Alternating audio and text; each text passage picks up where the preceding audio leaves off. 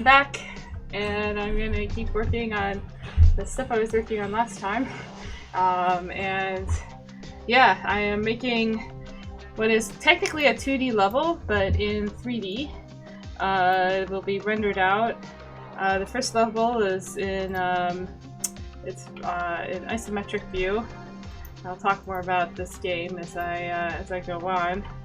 So this is sort of what it looks like so far, and it's got to have a lot of stuff in it. Hopefully I like doing things with a lot of stuff in them, so hopefully this will work out.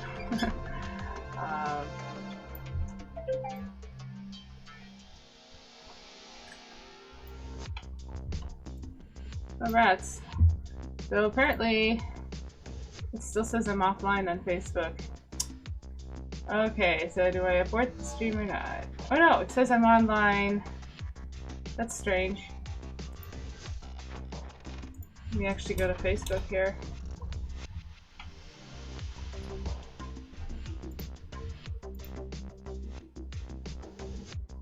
Oh, what do you know? It actually is going through. Very strange. Well then. So yeah, if any time in this process you have a question about the project, there is Zero NDA on this, given that the one who would be issuing such a document is myself. So I am going to be pretty open about this development process.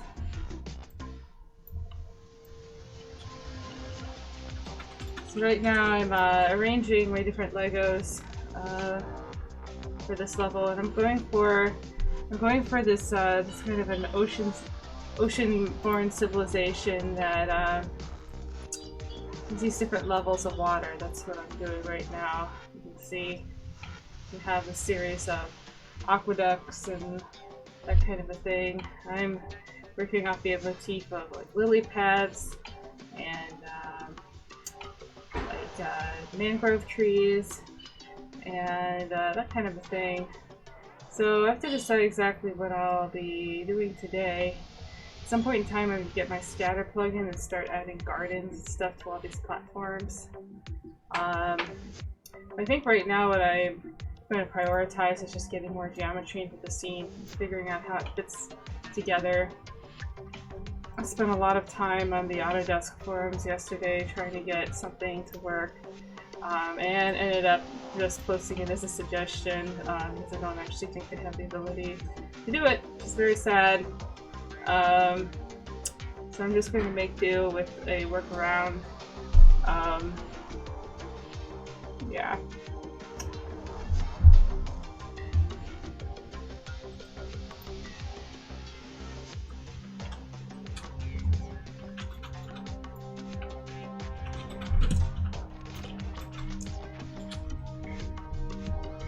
Alright, it's auto-saving right now.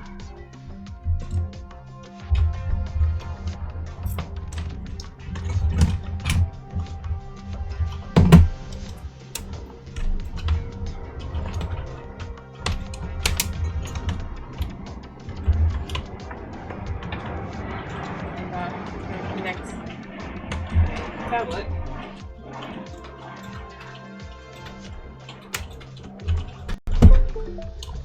I actually have a BDSMX user group meeting coming up later today. It'll be the first one I've ever been to. It's cool that San Diego has some kind of a community for this. Alright, so we're in business with my... Oh, wait, hold on. Yeah. I don't understand why Wacom drivers are so buggy. It was just working. And now my cursor is not responding anymore, so... Let's go to services. Wacom professional service.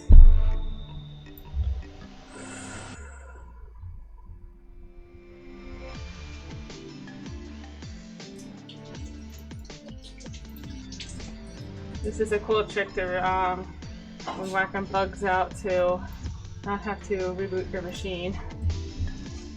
Yay, it's back! Alright. Yeah, I've been getting sort of carpal tunnel-ish symptoms lately, just using the mouse, so I try to vary up using the tablet when I can, even when I'm in 3D. Especially when it involves a lot of manipulation of control points, things that are kind of fiddly.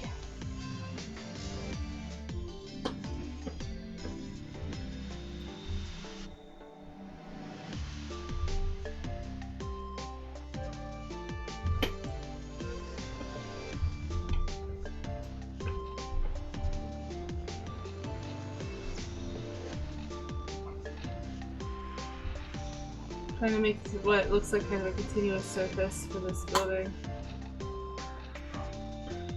This is going to be one of the ones that are part of the set. So I need to make a lot of variations that are not exact, but where people can tell that, you know, the same materials were used, maybe the same architect designed it. It's sort of a fuzzy puzzle, or what I would call a fuzzle.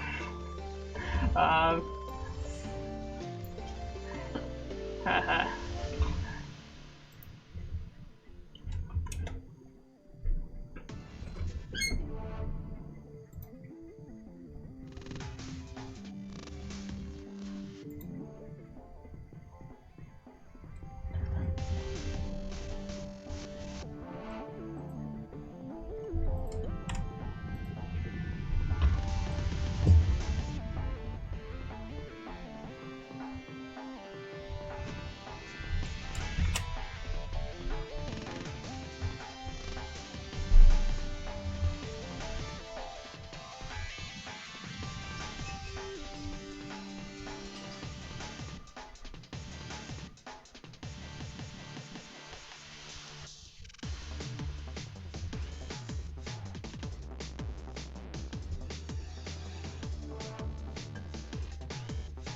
I'm going through previous geometry that I've made, other projects.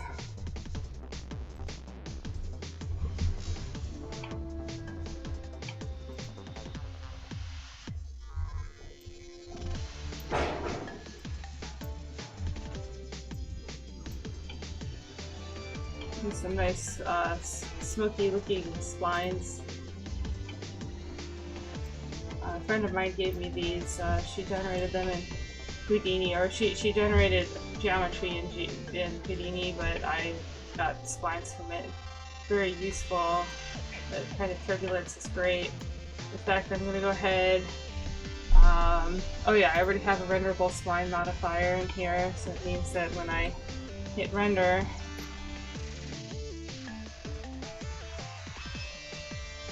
I should be able to see them. These strands. The invincible power to command the love of mankind. Oh, that's interesting. What's happening here?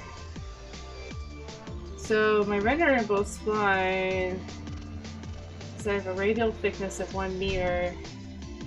It should not have that whole flat thing going on. I'm gonna try something here. First of all, I'm gonna flip it. Okay. Amazon. Oh, thank you. What are you building? One your computer over here or what?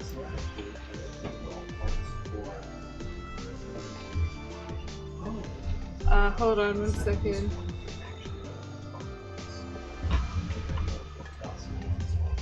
We need to pause real quick.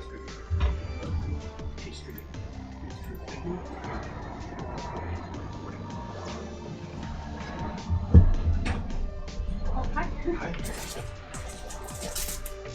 So, these, this is wax seals. Yeah. They're all close.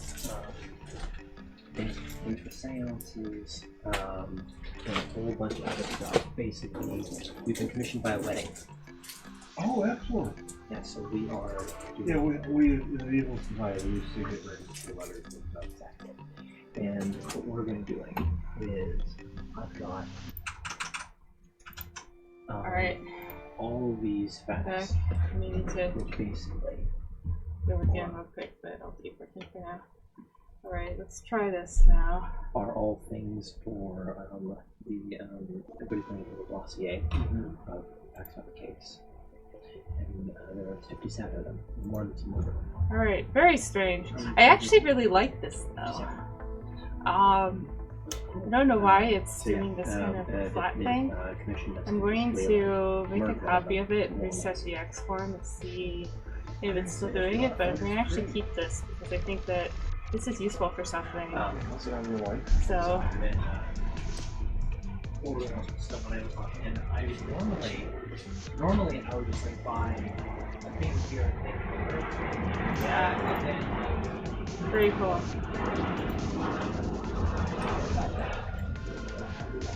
Oh, yeah, you can see it in the viewport what it's doing. So weird. It might be because the units are different in this scene. I had this one in centimeters before. Could very well be it.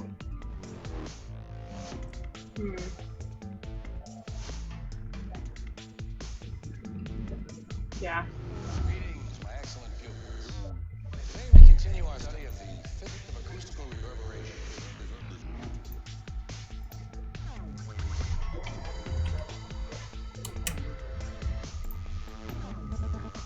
Except the X form.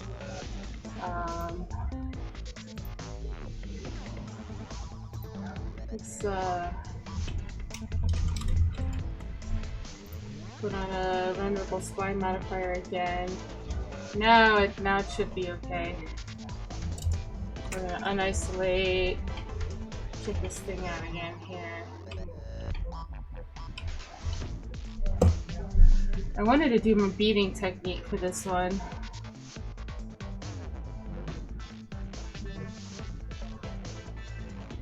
Oh yeah. Alright, it works now. So yeah, it was an XCOM problem. Sweet! That's what I wanted.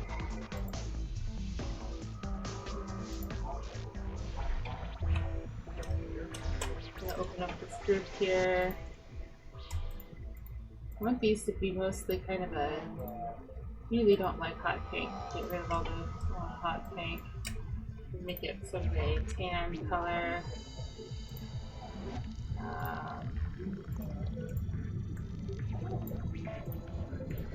Actually, I have a better way of doing this.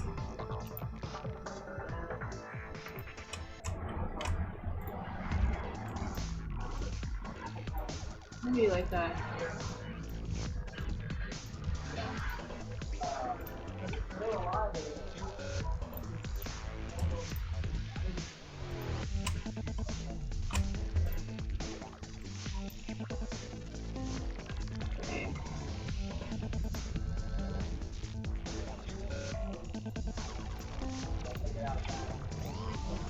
A little more what I wanted here.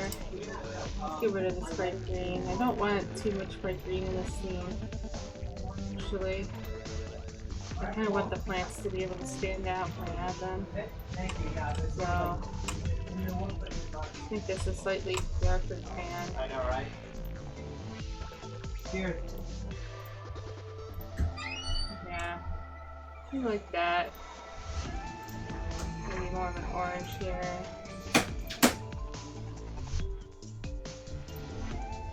Alright.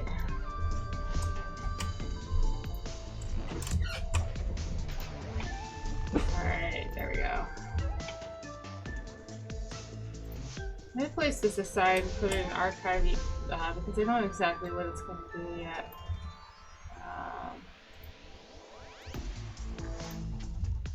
We're gonna add that to active layer, turn off that active layer.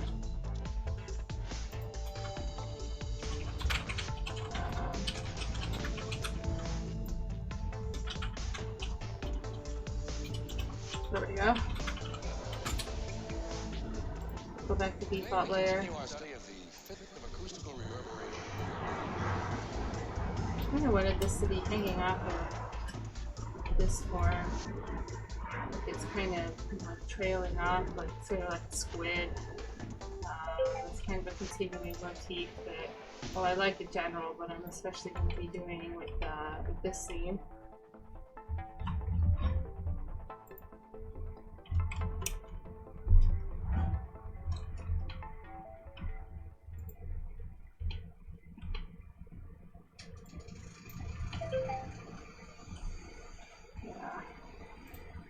This is probably going to get moved. Some of the positions of these things are subject to change. It's really going to depend on gameplay. I want to get a good flow going, like a visual flow as well.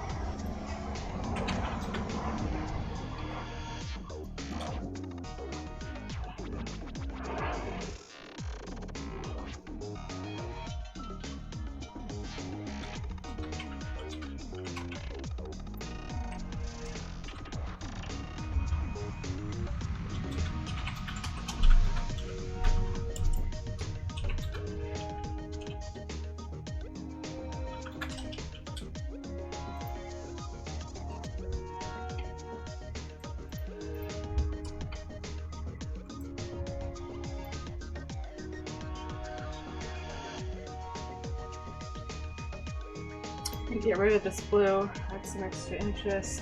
I want kind of a secondary skirt for this thing. Let me make it a little smaller as well.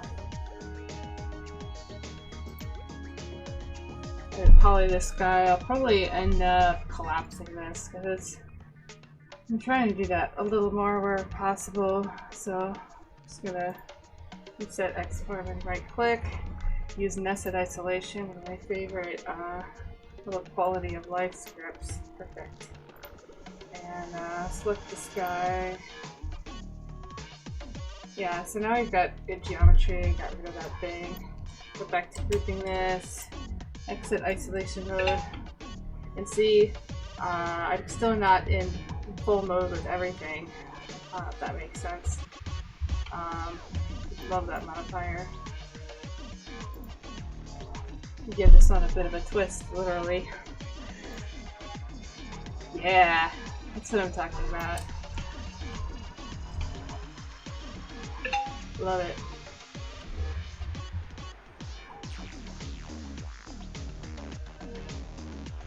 Oh darn, my headset is low battery, so I may end up taking it off for a bit.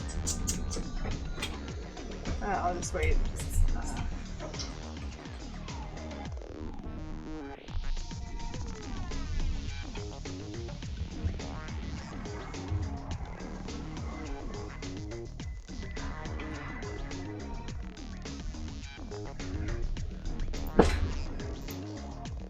Debating whether to chamfer this or not.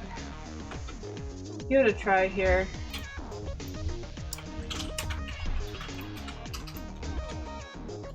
It's gonna take a little while to... Really, whether I chamfer it depends on how prominent it'll be. How large. Yeah, let's give it a try.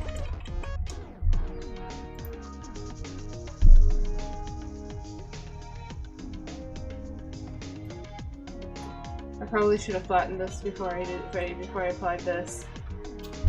It's gonna take a little while.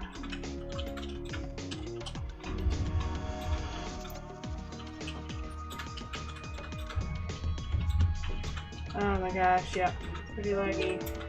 Oh no! Well, now I know yeah, that modifier is a little sketchy. I'm gonna have to reopen the scene. Do I want to save or copy the current scene? Let's see when I recently saved here.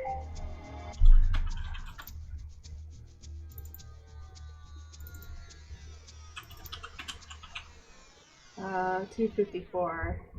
Yeah, I better save and copy. Rats. At least it lets you do that. That's pretty nice.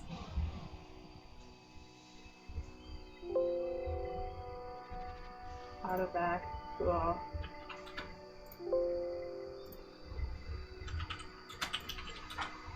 Alright, well, maybe we can look at something cool that's related to this project while it opens. It's actually been remarkably stable. I've worked on a scene that was like 127 million polygons, and it was fine. It crashed like once. It's that modifier, the chamfer modifier. Like chamfer is fine in sub-object mode, but when you apply the modifier to the whole thing, and it's got a bunch of n-gons, I think it doesn't like the n-gons. So I just have to be more careful in the future.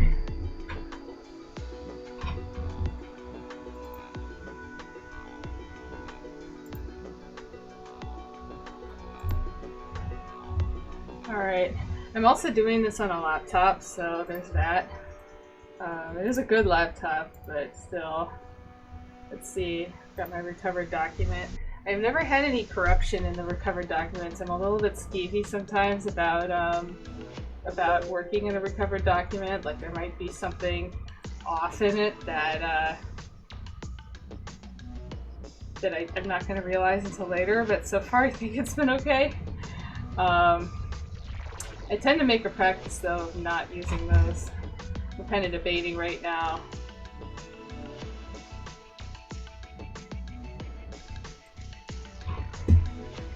So I'm kind of going to Facebook and answer comments, but there we go. I'm kind of going to Facebook and oh whoops.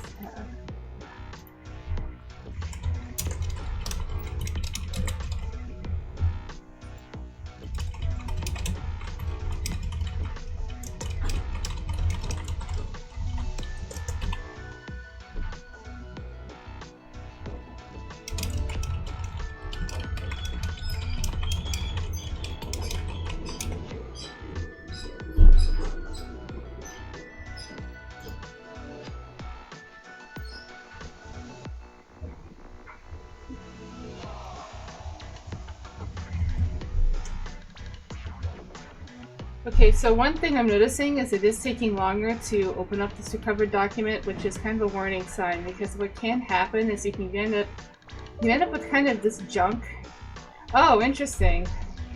It's the first time I've had it not want to open up. Not want to have, yeah, this. Alright, I guess I just lost some work, but it's not too much work. I guess I'll just open up my old version. See, what has happened to me before is, it's like there's some kind of baggage that gets added to the scene, and I haven't attributed this to crashes, but where it can take way longer to open up a scene than it should. So maybe this time around, since I'm working on such a large project, I'll just make a habit of not using recovered documents. Maybe that is the cause.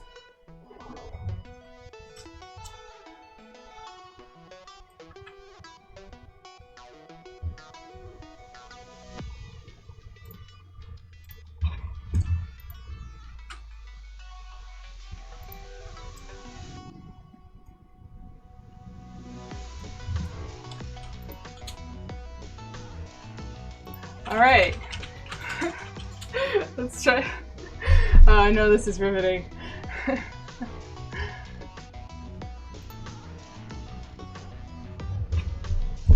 Oh my gosh. Okay, I'm gonna open up my Pinterest and just look at cool stuff while I wait for this.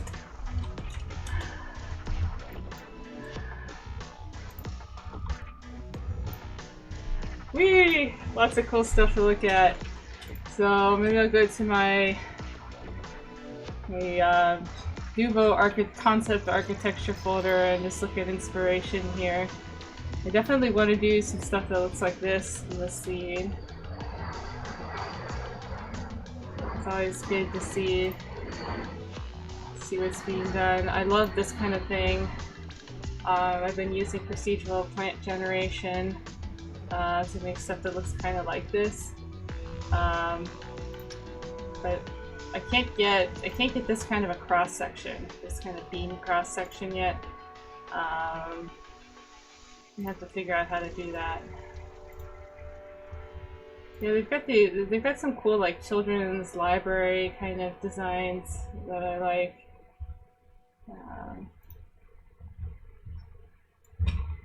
All right, we're back. All right, so I lost my little mushroom building thing, but I'm gonna do something else for the time being. Oh no, it looks like I also lost my my spline thing, but that's okay. I know exactly what to do now, so it'll be a lot faster.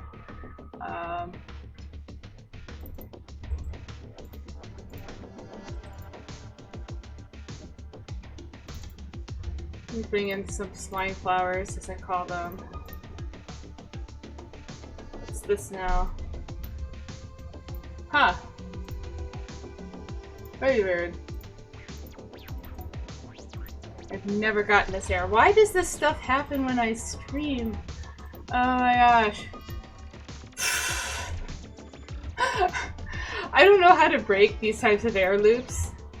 Maybe I can put it to the side and still work and just not pay attention to it.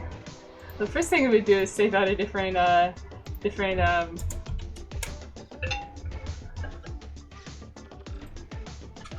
David Levy on Facebook says, looks like we have similar ref folders, haha. Oh yeah. Oh man, I'll link you my Pinterest. I have like 30,000 images on it. It's kind of insane. They all have like subfolders.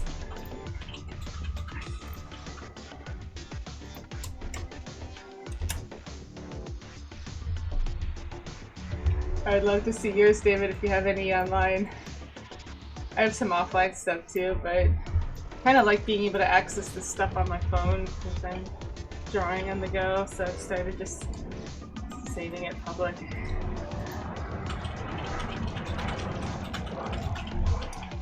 So I'm gonna try, yeah, sometimes it's good to import the whole model into a blank document too.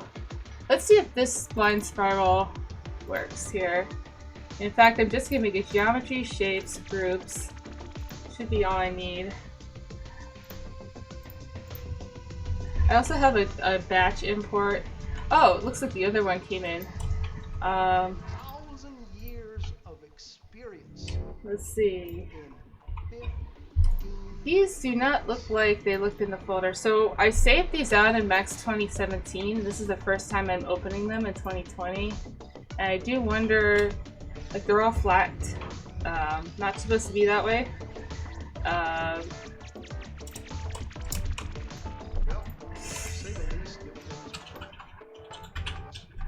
I should rename this stream like Troubleshooting with Kirsten Zangaball. Just gonna... I may try to import it into a blank document, but I'll do that another time when I don't have to, when I'm not streaming.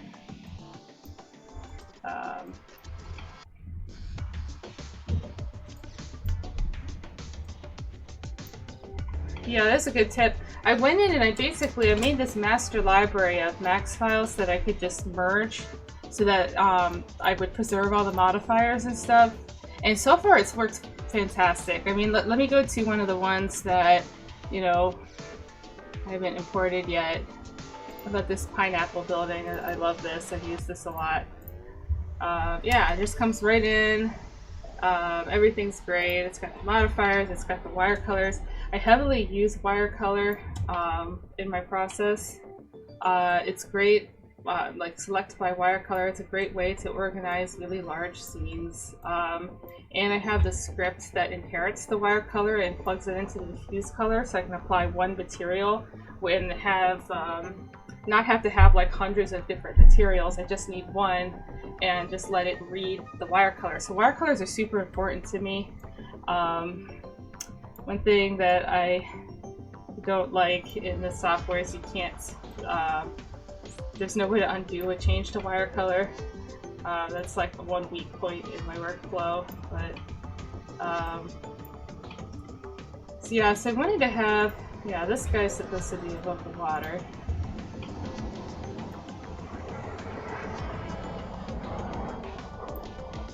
Let's see what that looks like. Let me know if my stream's locking up. I've had some issues with it when I render. V-Ray's pretty good about not hogging resources like that, but I've had it happen before.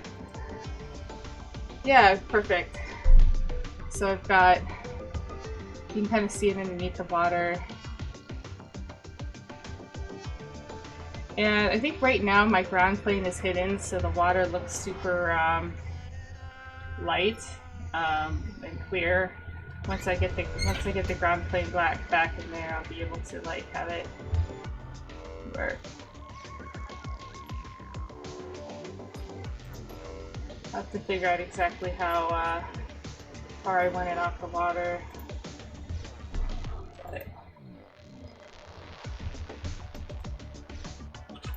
Alright, I'm gonna try to get some splines in again. I have those Houdini splines my friend Kimi Takamura made. And I'm gonna bring those in again, which I had in the last time. Oh, what did I call that? It wasn't spline. Oh yes, right. I've started organizing my library by project because I find that my memory just works better with that. Like I remember where things are because I remember all the parts of the project. Alright, so these are super small. A good practice is to use Rescale world units rather than use the scalar. So with scale the selection, you get about 10, let's try 10 times the scale.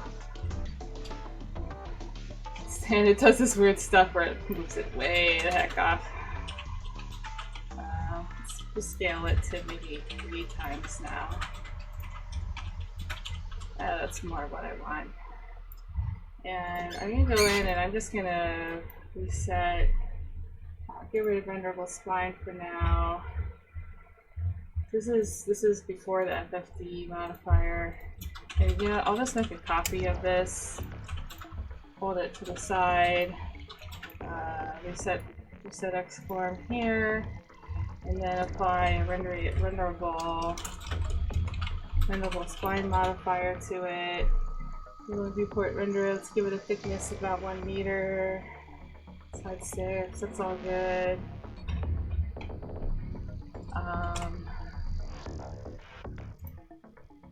There we go. And move it back to where it was before. Yeah, I'm trying to do this like, it doesn't look like a sea creature of some kind.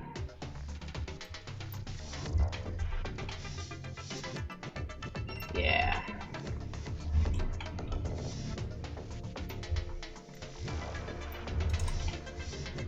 I don't want, I'm trying to avoid having too much symmetry. I love symmetry, I'm a sucker for radial symmetry, but kind of like this irregularity of this particular, I'll just call it a creature. I'll make another version of it somewhere else in the scene. Alright, now time to save this guy here.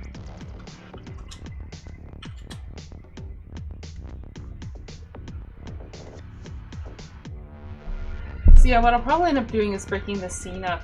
This is like a hidden object pattern finding type game, and it needs to be ridiculously complex, like more complex than any of the scenes I've done before by a magnitude of 10 at least, or an order of magnitude. So this is, and it's also to get a sense of how large it is. Let's go back into orthographic here. So one of these buildings, let's open up this group and measure one of these floors here. We should have it where, well, the part that's actually showing is about 4 meters. So these are just, this is like a 1-story floor. So a person would be about like this tall. And so zoom way out, it's pretty big. And this is only going to be a small corner of the image. The image is going to be like, so luckily I can recycle, reuse, warp geometry, do all this stuff. I'm pretty confident I could fit this all in one max scene, but it's going to be multiple gigabytes. And again, if I end up crashing and having to reload, it's going to be a lot of wasted time loading that. So the nice thing about working in ortho is I could just break the scene up into pieces and composite it later pretty easily.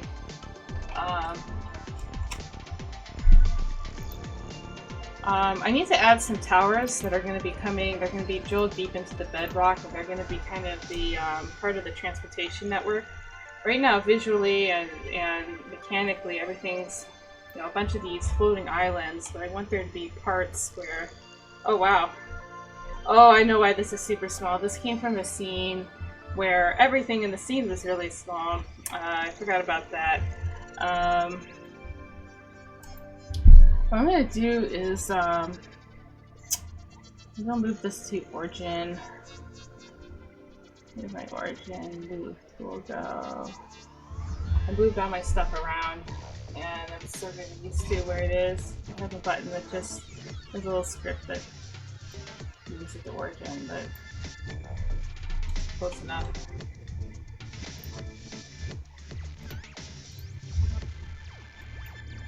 Let's make it 20 times as big.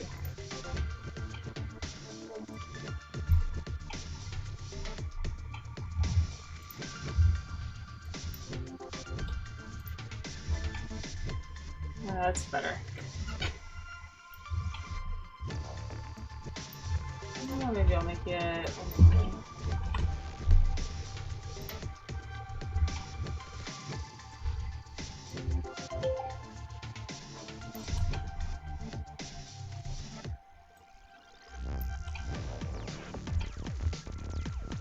So it's not going to go here. I'm just kind of getting a sense of how it looks and everything else. It's going to go in between these. I've been trying to decide, actually. I could have it where it goes right in the middle of these round basins. So the transportation network hubs are kind of in the middle of those. In some ways that would make more sense. Yeah. I think for now I'm going to try it.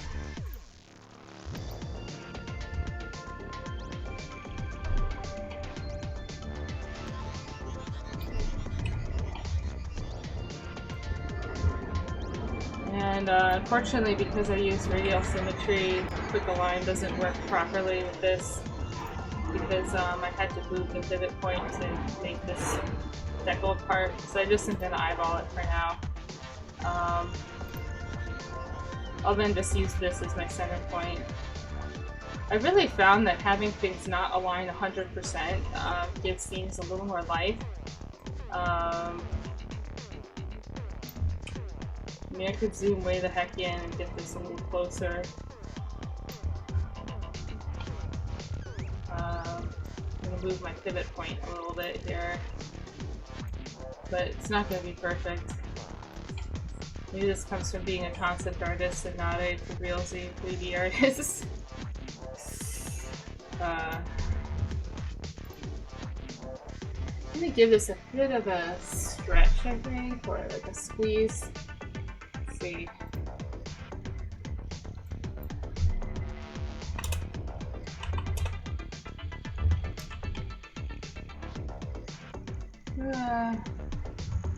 Might actually rather just FFP it.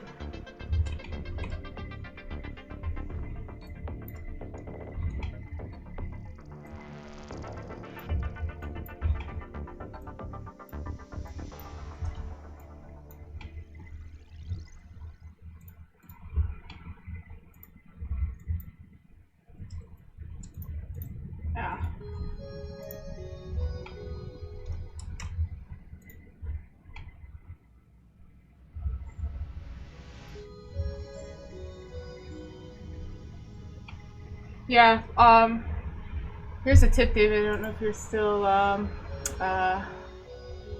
see if I can, I'm gonna go to Facebook. There are some handy tools that let you download your entire Pinterest library onto disk. It's pretty quick too. There's a Firefox add-on. I think it's called Down Them All. I'll regularly kind of make backups of my collection. And what's nice is that you can even have it find the largest version of that image, like not just Pinterest's reduced size one. Now here I'm falling slave to Symmetry again.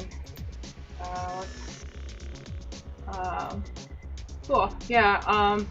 I don't remember exactly what the tool's called because it has been a little while since I've backed up my Pinterest, but I can link it when I find it.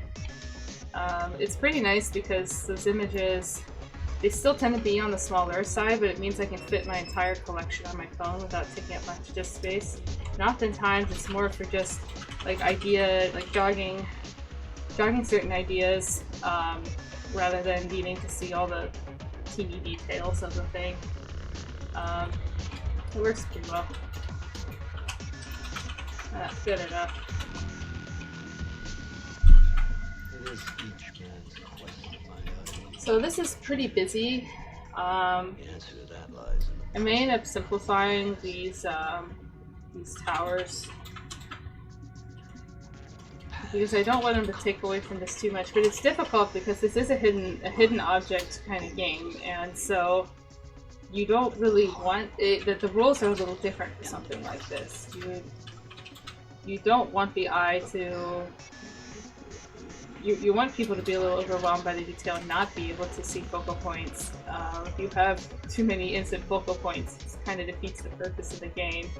So this is somewhat new territory for me. Deliberately designing something to do this. So I'm gonna think about these and what I'll do about that. In the meantime, I'll save it.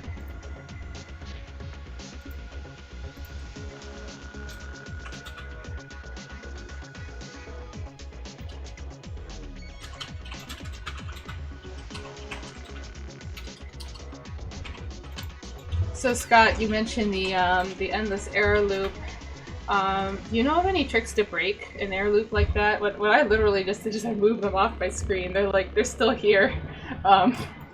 Hopefully that's not gonna it's not corrupting my scene or something while I work in it. I have half a mind to kind of restart, just to get rid of these things. But I think it's probably fine.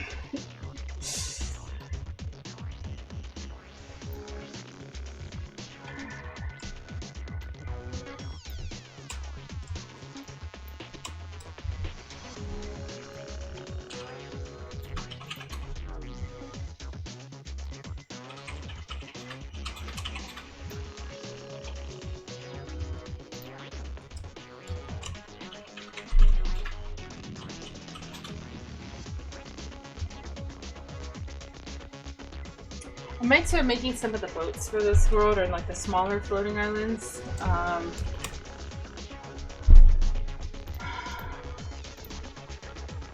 Ooh. This is definitely going to be here. This is pretty nifty.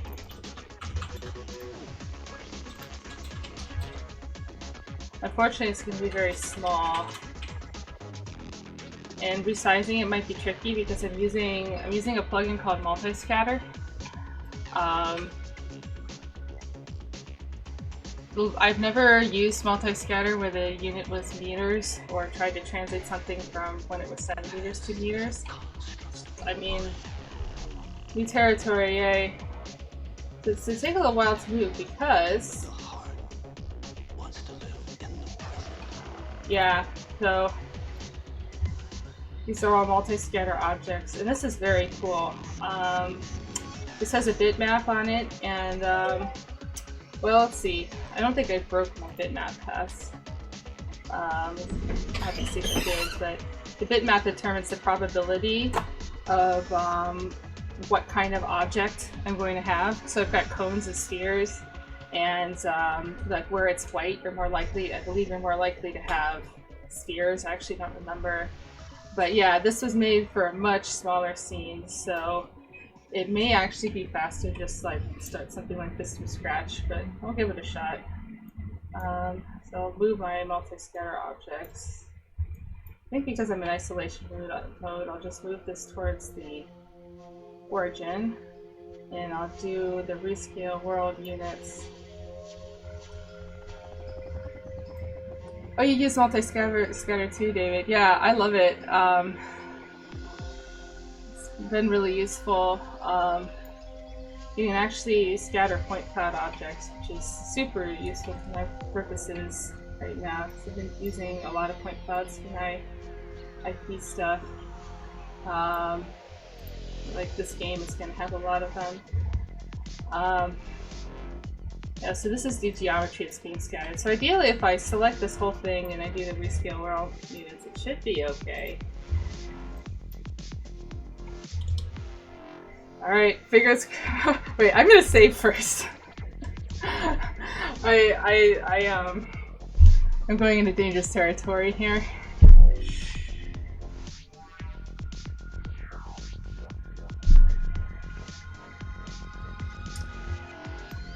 Alright. Fingers crossed.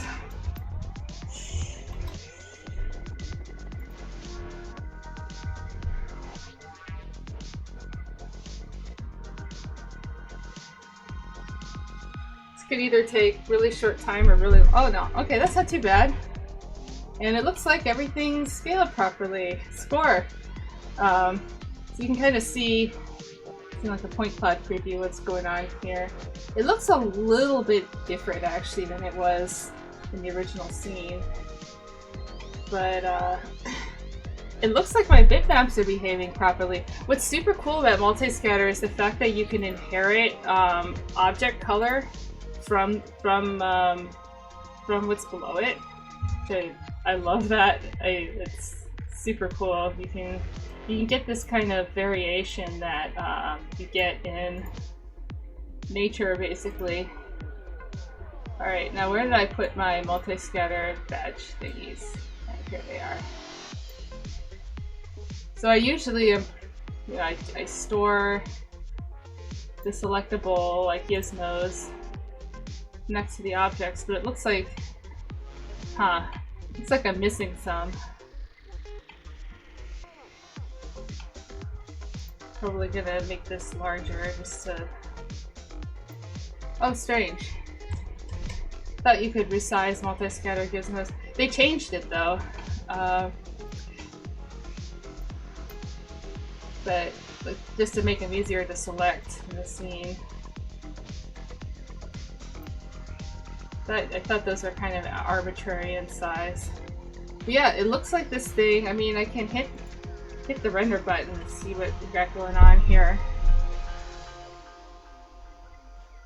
Yeah, looks pretty good.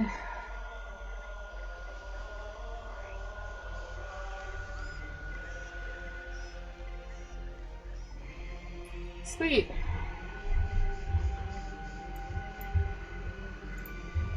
So yeah, for people who aren't familiar with it, you go in and select one of these here and show what it's made of. That looks like they updated it to that whole adaptive thing. Still getting used to 2020. So yeah, here we go. The object color is being inherited from this map.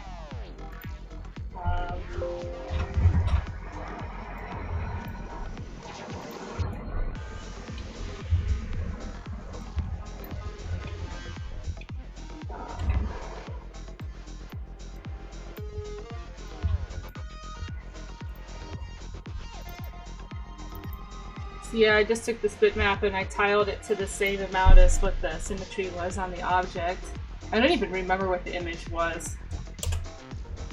Oh, that. Okay. It's a little kludgy because I could have just like I did this after I radialed this, but yeah. And it also has, so this one also has a map attached to it. We have mask. I'm trying to remember exactly what I did here. Distribution parameters.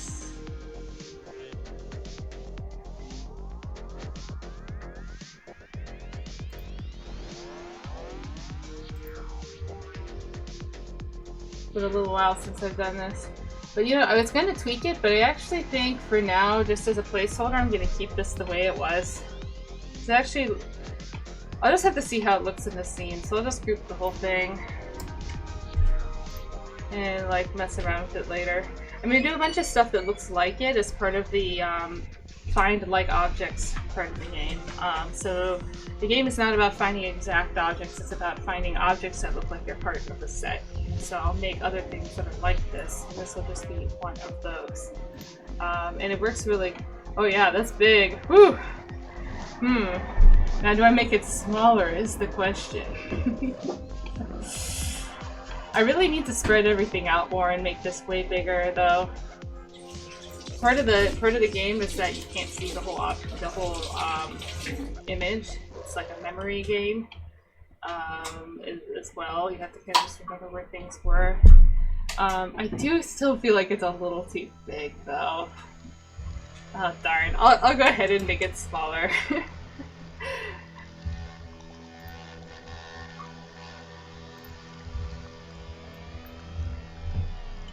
Let's make it like 0.6. Make it exactly a third. Or a third smaller.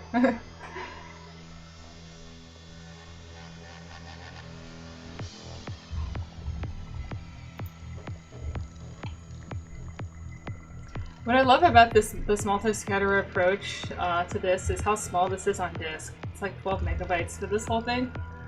And for what it is, it's pretty awesome. I'm really happy with iCube too. They are really responsive. I gave them a suggestion for the David, I don't know if you downloaded the latest version, but they have this ABCD because they wanted to be able to do regular patterns along the spline rather than random, and they actually implemented it. Because I gave them screenshots of like, okay, what I was trying to do, because previously it was random only if you wanted to scatter along a spline, and I've got this one level with these like spider people who like have this, it's kind of like a 3D like web city, but they have these beads along the web, and the beads are like their rooms of their buildings, and I wanted to have those be in these like regular patterns, and there was no way to do that with multi-scatter until they added it, and so it's really cool of them to like to listen and implement it.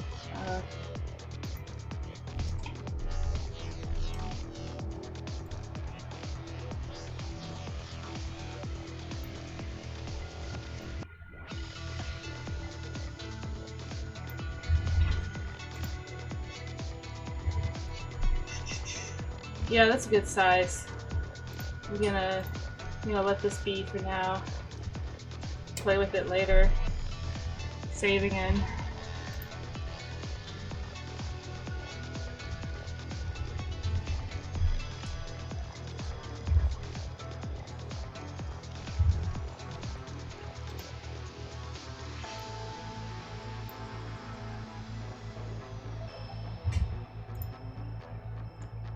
Maybe I'll mess around in some of the plant generation today. I tend to bounce around a lot when I work on my own projects. It's borderline a problem. I still get work done, but I wonder how much my productivity is impacted by that. Right now my mission, my primary mission is to just get a whole bunch of new stuff in the scene to work with. So I can bring in some of my point cloud stuff, also very small on disk. I'm actually prioritizing the small stuff because I added in terms of small on disk, just to try to maximize that window of joyful laglessness. I've tried a bunch of other 3D software, with this many unique objects, and it seems like Max is the only one that can handle this kind of complexity. There's some software I think it's more optimized for, yeah, these are way small.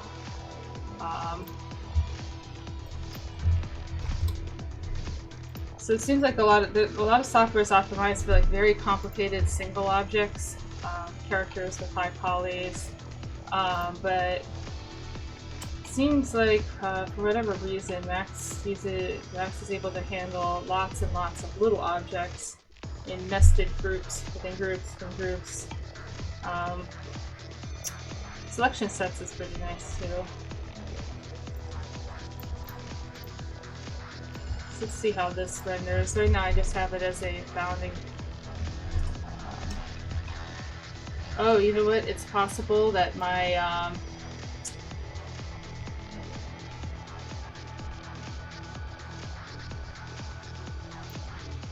let me just check this path and make sure that it's okay.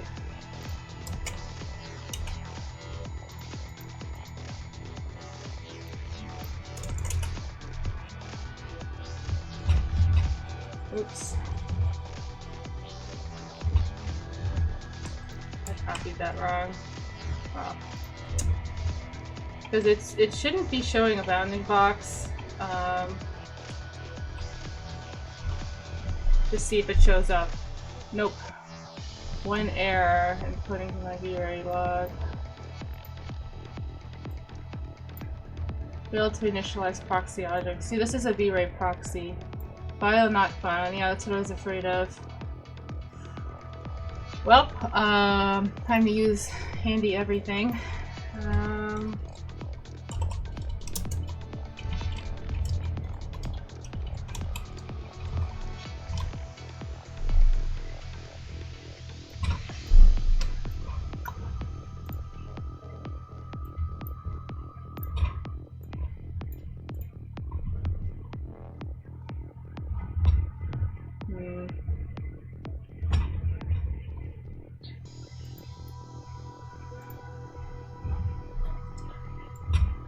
Okay, I'm gonna copy path.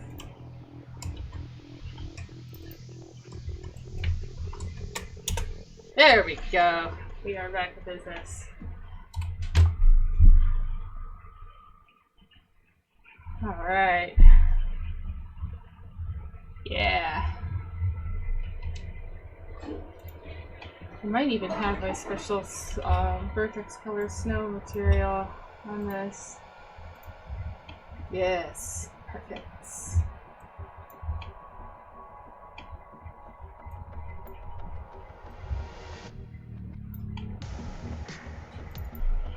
Kind of want to make it a little darker.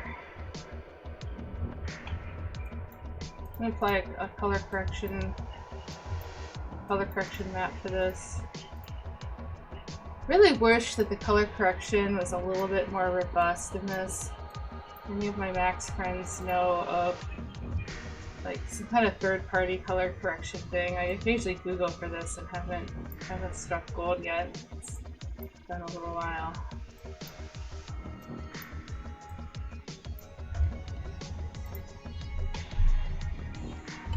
I love how ridiculously quickly these render. Yes! Zoom way the heck in here. Nice.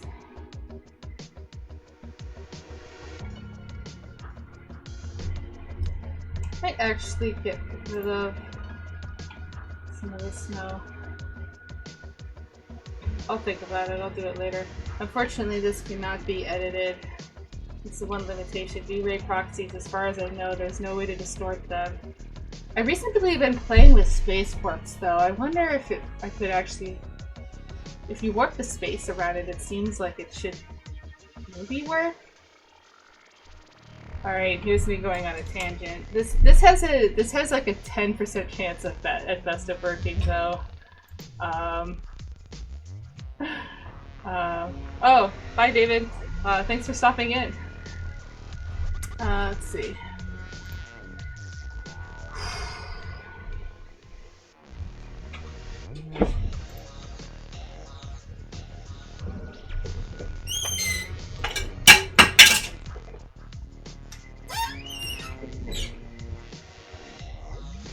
try a FFP box, something simple. But I have a feeling since it says geometric, it's not going to let me do it.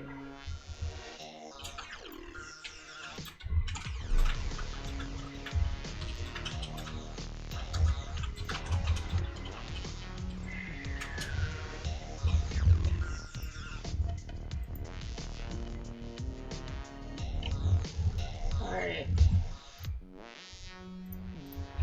I'm going to be very happy if this works, because I've been using Rhino previously to deal with this. Now I have to find this to the spaceport. Sounds so sci-fi. Yeah, space orbit.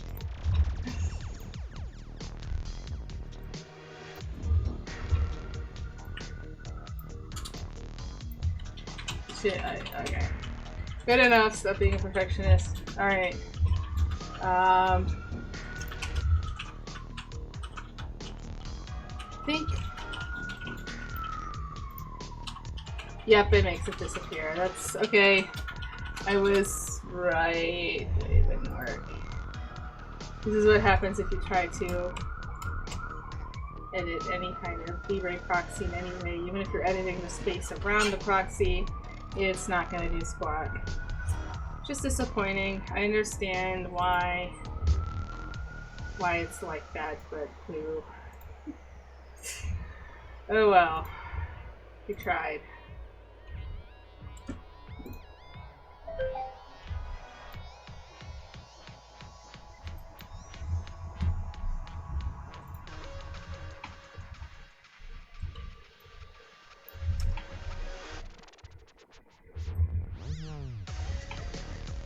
Definitely have the motif of the circular object going on here.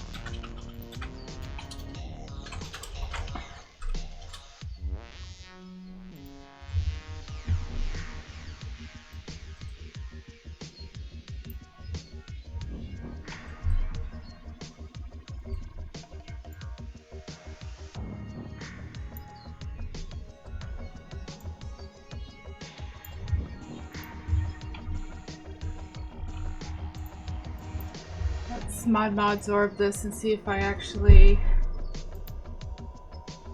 rats. So...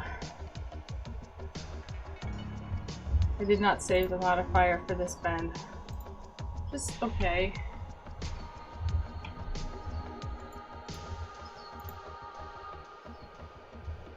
I just need to bend it again.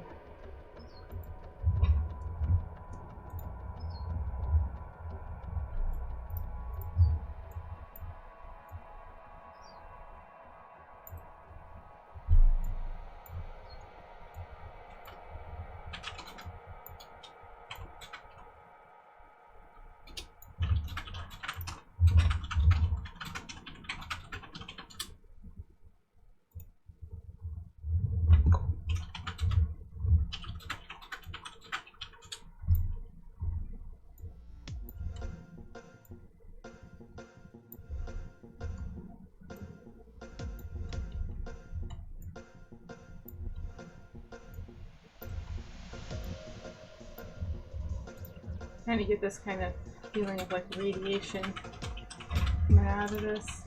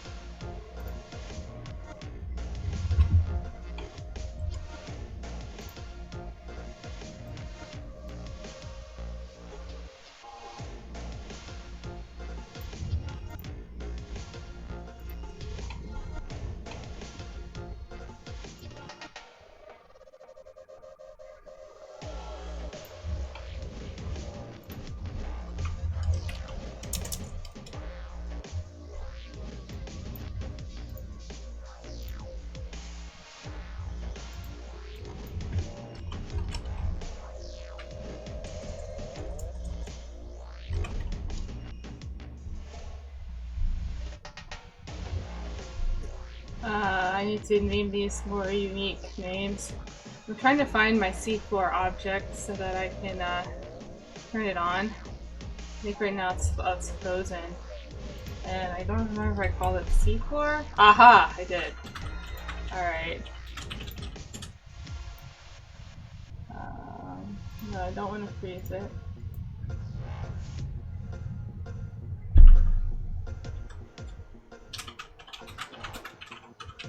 I don't want anything frozen right now, I guess. Why is it not letting me... Oh, there we go. So I want to make sure this is visible to renderer. They'll say it's renderable, so I guess it is actually in the scene. Interesting.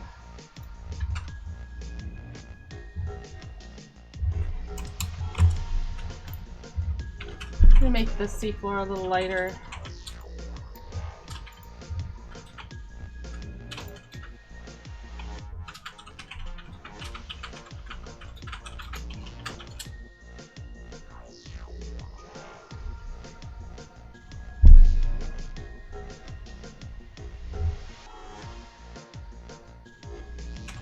Oh yeah, it's still saying a couple of my proxies are broken. That's okay.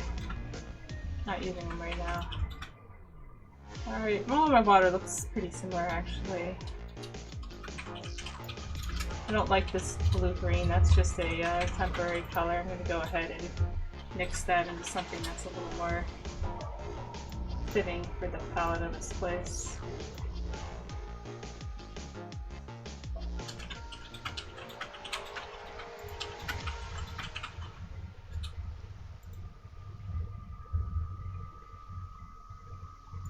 And I want this here to be underneath the water just slightly, this blue part. I like this idea that the water is going to be really shallow here and it'd be like fish farming or something. It might have like a really reflective surface here and it keeps the local water warm around where the fish are.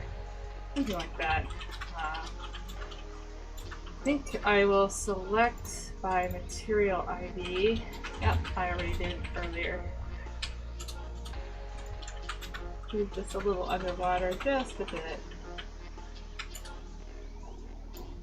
Yeah. Because it's isolated. Oh, I'm not showing the water layer.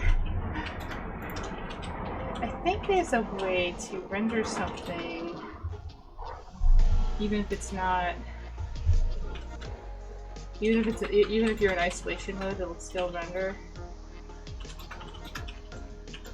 I'll have to investigate that.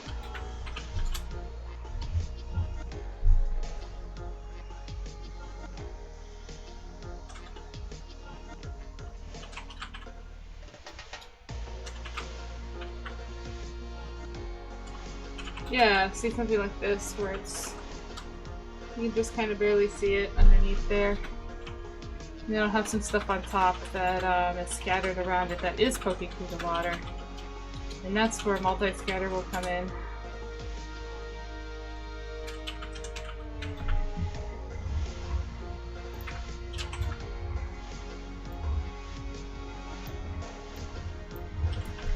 And we get rid of those errant cloud objects for now because they are annoying me. Bye bye. Bye bye.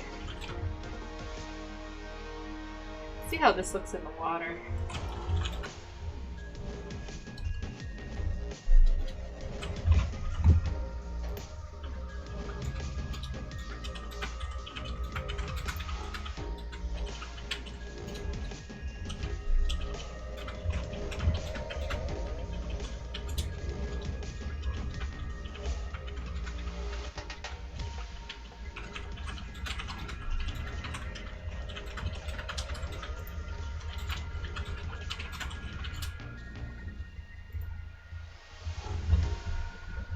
Oh, it's way higher than I had thought it was.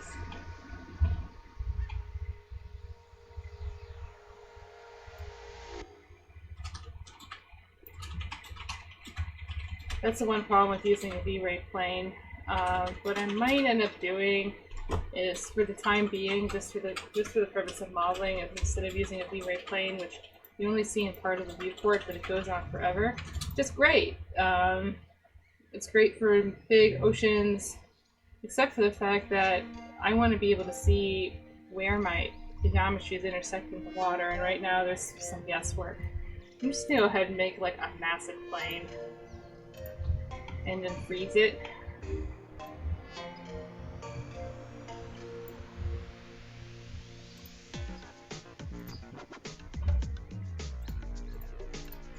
Can't see it very well.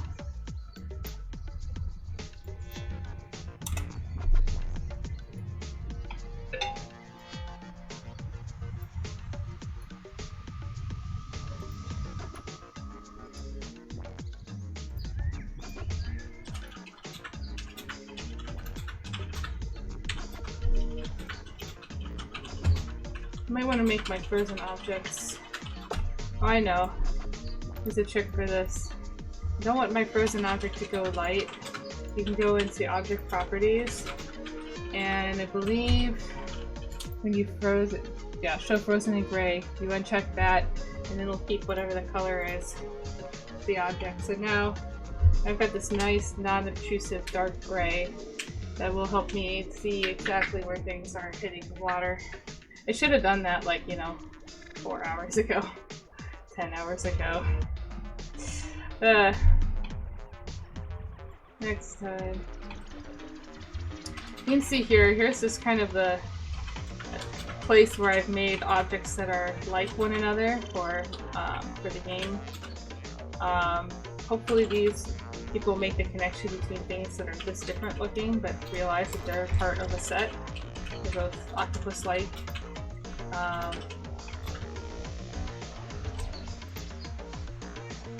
That's the hope.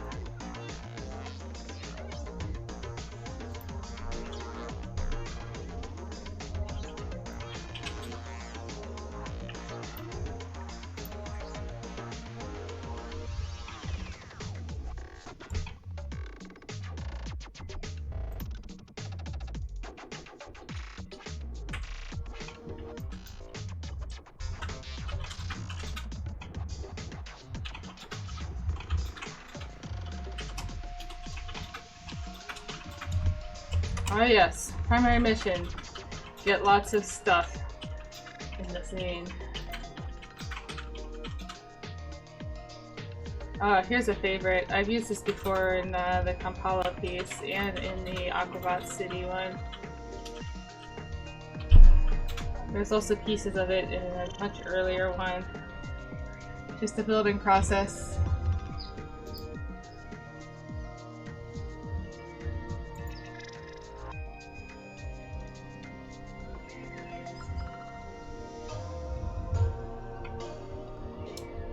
Alright, so this is gonna be super small. Weird! That is not supposed to look like that. I have not had a problem with this, but I have this geometry somewhere else. I'm not gonna risk just dealing with problems with it. I'm gonna merge it from another part of my library. I know I have it here. It's not in here, but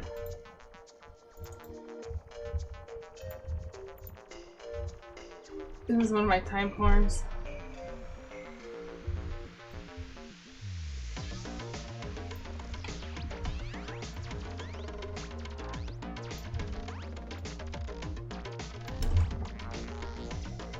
So I like the stair-steppy thing. This kind of suggests that there's a way of getting from this level of the water down to here. Like there might be this series of small waterfalls that are coming through. I like that a lot. So what I might do is I might go ahead and taper this. I might even get rid of, well, not get rid of, like move this guy. Everything's very adjustable right now.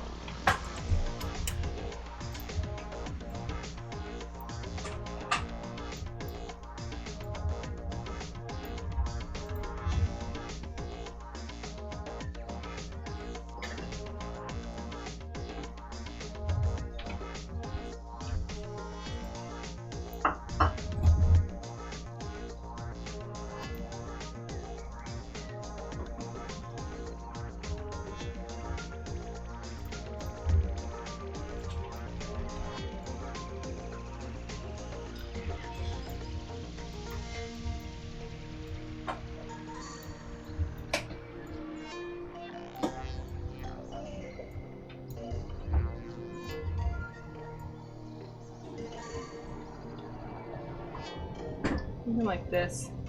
I like the asymmetry of it.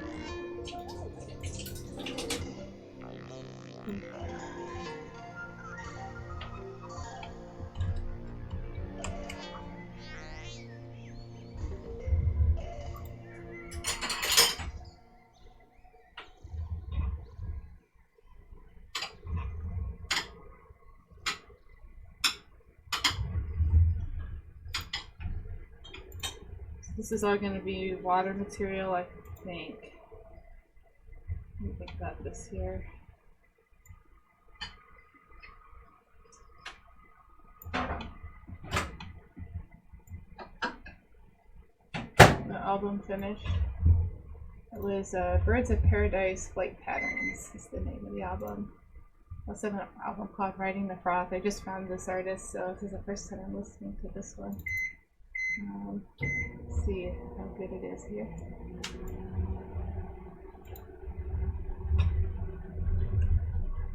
Alright, I might lift this whole thing and make it fit. I really like this steppy staircase thing. It's kind of a reoccurring theme in my stuff. This is no exception. Here's something really cool. You go to set volume, and if you want more fidelity and control over something, inform it.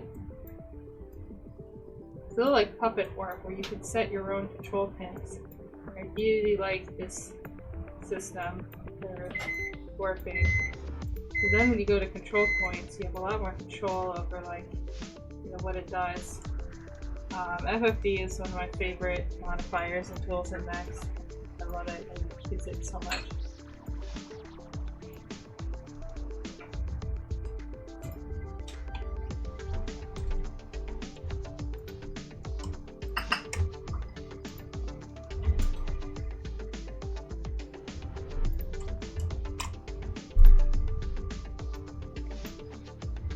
This is a great little script called Real-Time Color Pick. It lets you see what you got. Because I use watercolor so much.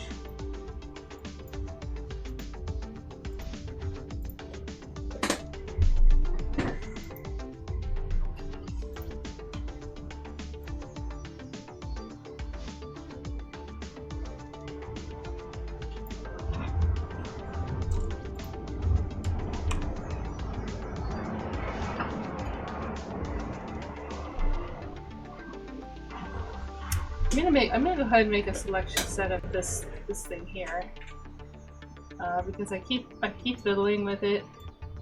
Selection sets are a great feature that is, at least from what I've read, is underused. So I'll give it a shout out here.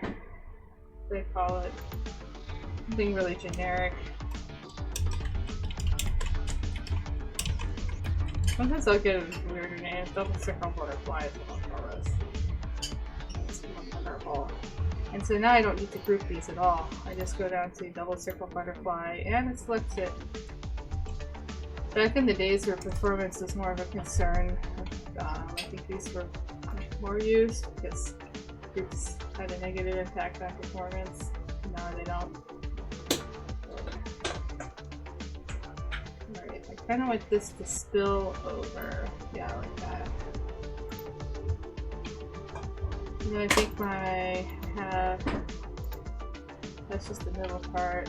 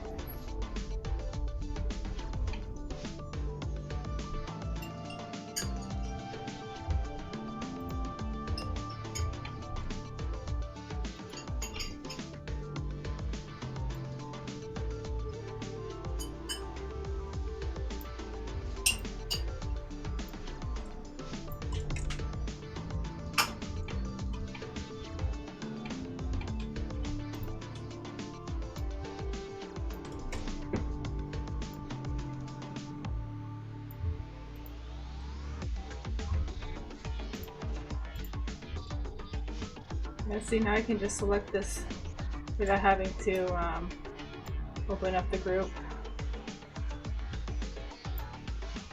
Leave everything down. Super nice.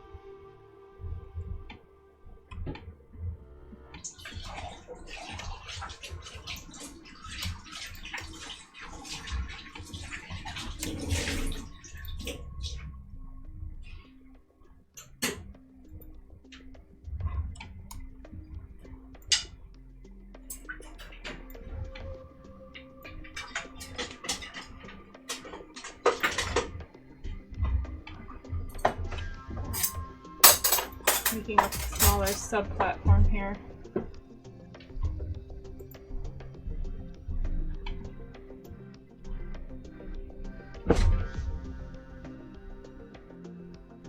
I want the duckling to vary a little bit.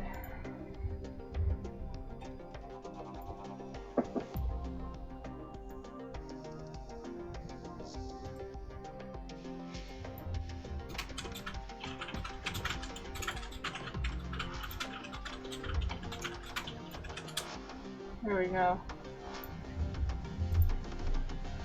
More like it.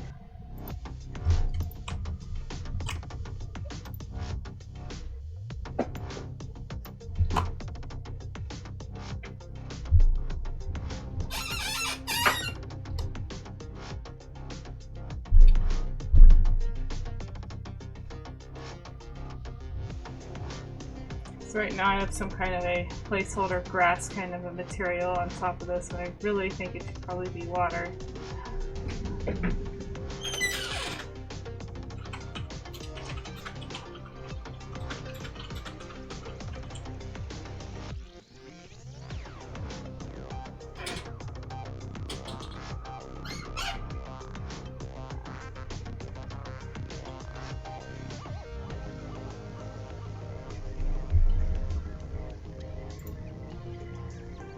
Cool.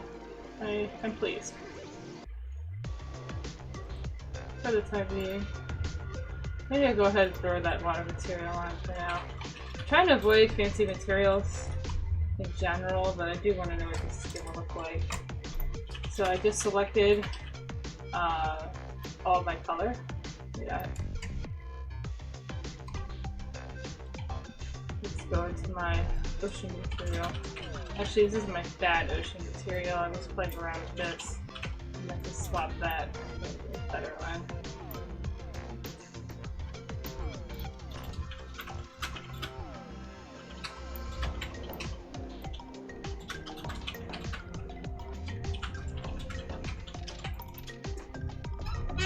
Just applied it.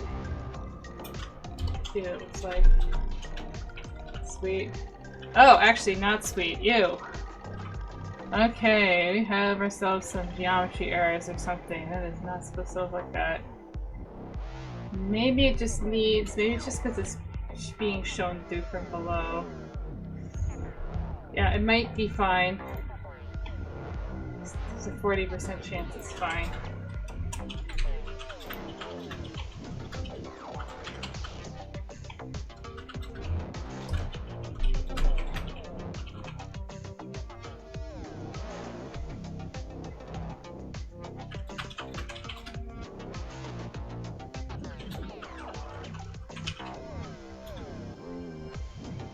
Yeah. Yeah. Blah.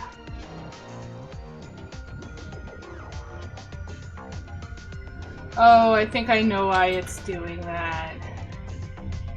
It's because of my very bad froth shader I have right now that's doing this weirdness. I think that's acting up because, okay, I know what it's doing. We make a separate material just for this water, which doesn't have that.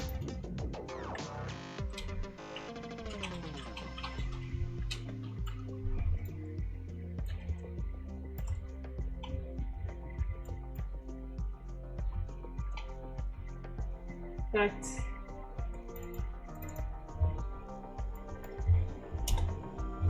see.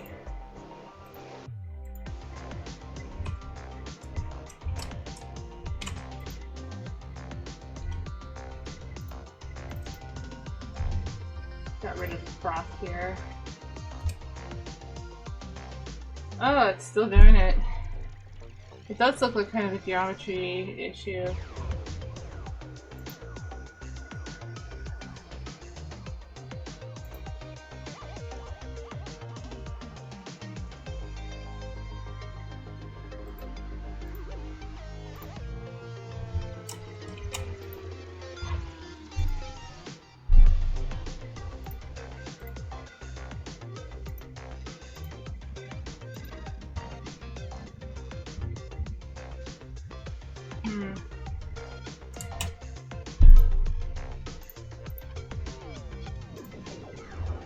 I mean, it looks...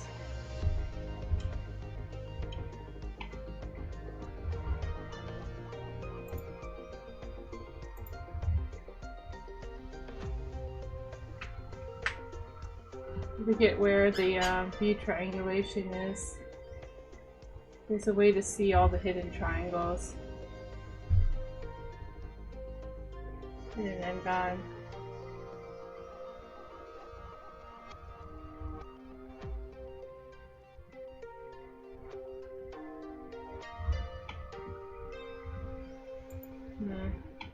I'll troubleshoot this later.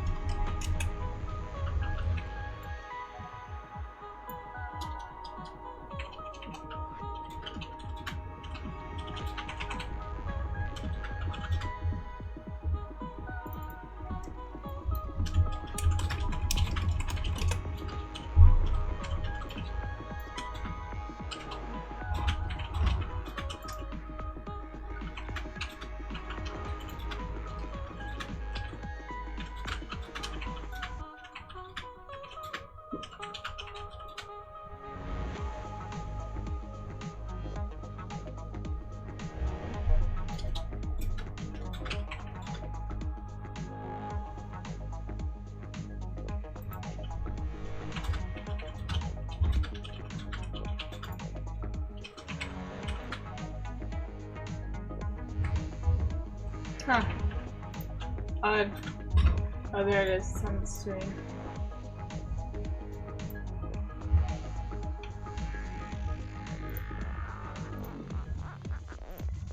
I just moved it. Yay, CP problems in the heroic.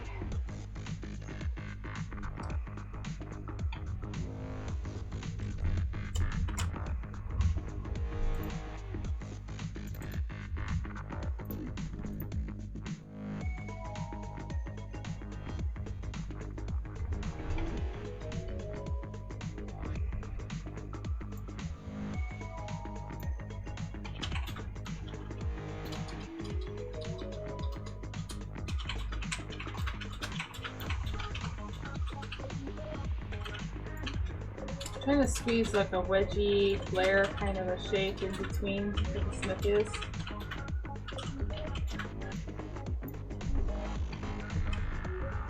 I'm gonna do a check and make sure that the so-sucky things are 4 meters tall. That's what I want.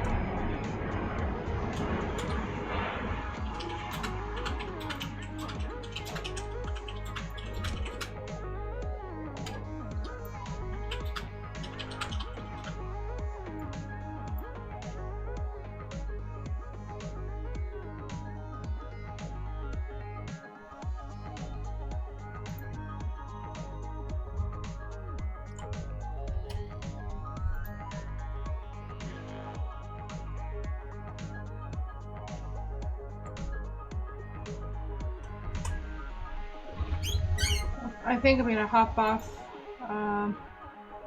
I've enjoyed streaming.